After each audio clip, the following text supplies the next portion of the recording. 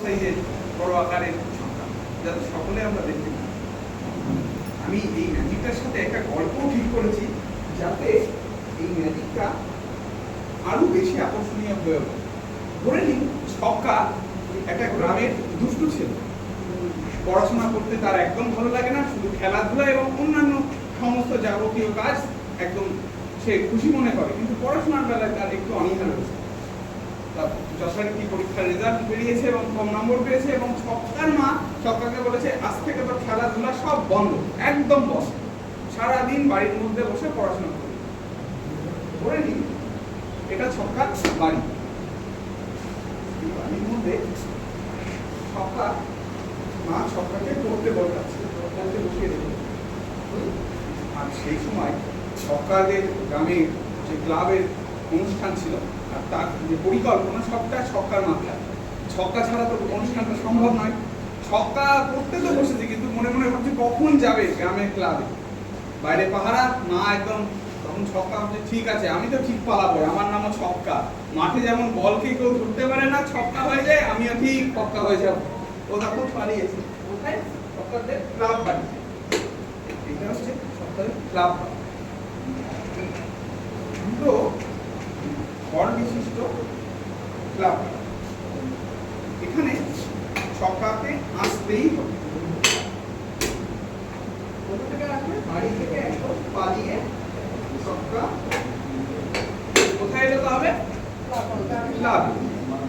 কিন্তু ছক্কার মা তো জানে ছক্কা কি জিনিস, তাই বুঝতে পেরে গেছে ও ঠিক ক্লাবে পালিয়েছে, ছক্কার দাদাকে পাঠিয়েছে যা ছক্কাকে কান ধরে টেনে নিয়ে আয়।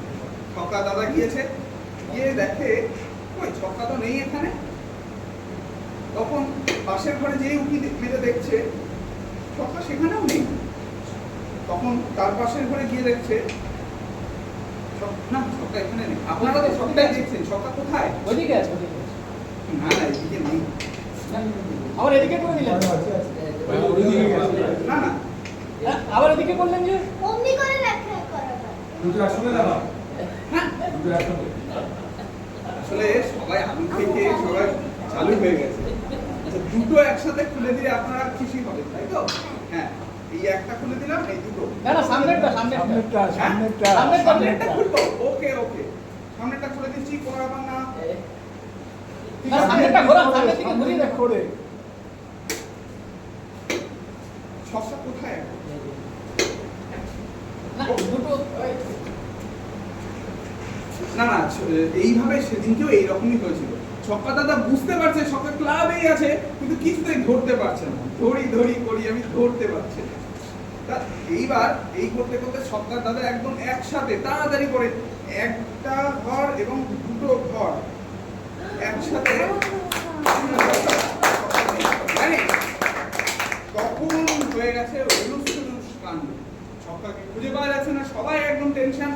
ও ছক্কার মায়ের কানে খবর গেছে ছক্কা কোথায়। তখন ছক্কার মা ভাবছে যে আমি বোধহয় আমার ছক্কাকে বেশি শাসন করে ফেলেছি। তখন তার মা কাঁদতে বসেছে, তখন দেখে শেষমেশ ছক্কাকে কোথায় খুঁজে পাওয়া গেল?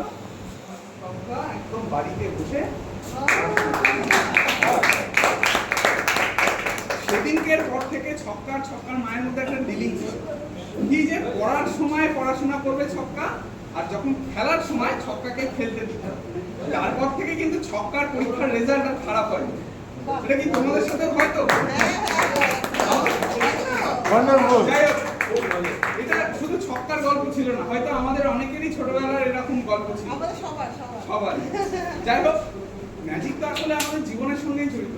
আমার ম্যাজিক শেষ হলো, আমার এরপরে যিনি আসছেন আমার গুরু, আমার স্যার ম্যাজিশিয়ান